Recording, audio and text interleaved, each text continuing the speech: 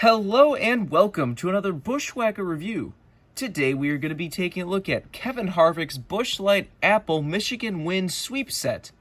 We finally got another sweep set. If you don't know, Kevin Harvick swept both the Saturday and Sunday Michigan races for one of the double headers we had last year, both in that amazing looking Busch Light Apple car. As you can see in front of you, you have a special box for this sweep set. So giant that I cannot fit it on screen, but on the front you have a picture of him in both victory lanes. Got Kevin Harvick, number 4, Michigan Sweep, Stewart-Haas Racing. Down the side you have a picture of the car crossing the finish line, Stewart-Haas Racing, Michigan International Speedway, Kevin Harvick, Michigan Sweep. Side of the box you have the same photo of it crossing the stripe. Pretty much all around the box is that same photo of it crossing the stripe. You see they made a total of 888 of these sweep sets. Funny enough, inside this big sweep set box, it's literally just 2 regular raced version boxes from Lionel, like the window boxes. That's really funny to me for some reason. But anyways, here are the cars themselves. A beautiful pair of Apple cars.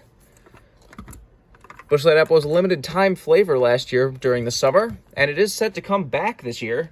And Harvick's supposed to run the Busch Light car again at Watkins Glen this year. So if you're a fan of this awesome paint scheme, you'll get to see it again this year. I imagine it's going to stay the same. I can't imagine they would change it at all.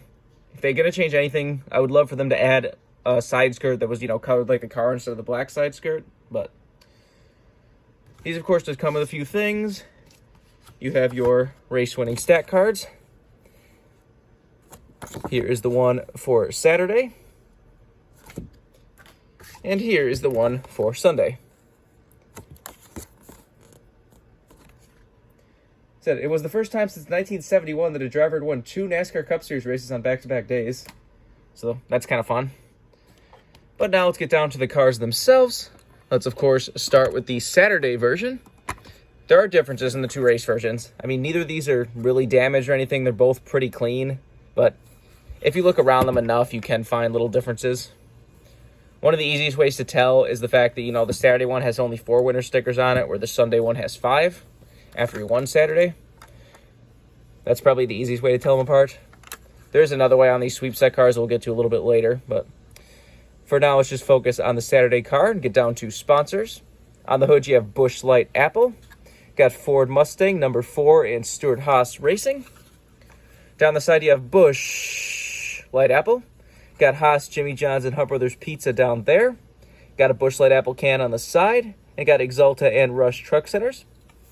On the C post, you have Mobile. On the B post, you have Ford, Mobile One, Haas, Fields, and Hunt Brothers Pizza. Got your 4 winner stickers, like I said. One of the differences also is this one on Saturday has Hunt Brothers Pizza logos around the roof camera. When we get to the Sunday one, that one has Busch Light logos around the roof camera. That's a nice little change. On the back, you have Busch Light, got the Ford Michigan license plate, number 4, and Mobile One. On the deck lid, you have Busch Light Apple, and on the roof, you have Mobile One. This one is number 80.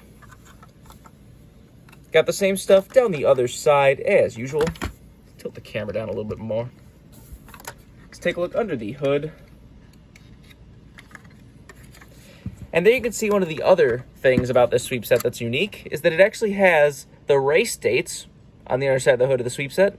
I believe those aren't actually on the regular single releases of these cars, but they are on the sweep set. So that's kind of cool.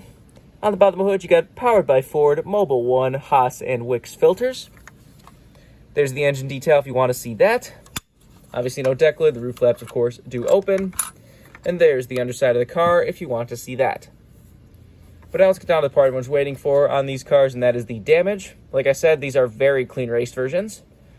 One of the biggest noticeable things different on these cars is the front ends. You see this one has a black stripe through Mustang. Looks like he was pushing someone. That one also has tape on the grill, and we'll get to that one. But so there are definitely changes if you look at them. But if you have these sitting together on a shelf, I don't know if you'd really be able to tell the difference of them. But that is pretty much the extent of the damage on any of these cars. See down the right side, just more dirt and grime and stuff. There you can see that beautiful paint scheme. Got a bucket full of apples. Got a beautiful apple farm down the side. Some people have compared this car that has a very similar kind of farm look to Justin Allgaier's Brandt car from last year, which they do have kind of similar looks, but I mean, it's the look of a farm. Of course they're going to look similar. That's what a farm looks like. But anyways, you got a few little marks and dirt and stuff The back of the car, you see a few little marks down by the Ford license plate, where I assume he was getting pushed on some restarts or something. And that is about it. Get a little brake dust on the tires and stuff. Both of these do have roof hatches. And that is pretty much the extent of the Saturday car. Now let's move over to the Sunday car. The exact same sponsors and paint scheme, so there's no reason to go over that again. So we can just hop right into the race to win damage. Like I said, see on the front of this car, there's a little bit of a mark through Mustang, but less of a mark, and it does have the tape on the grille.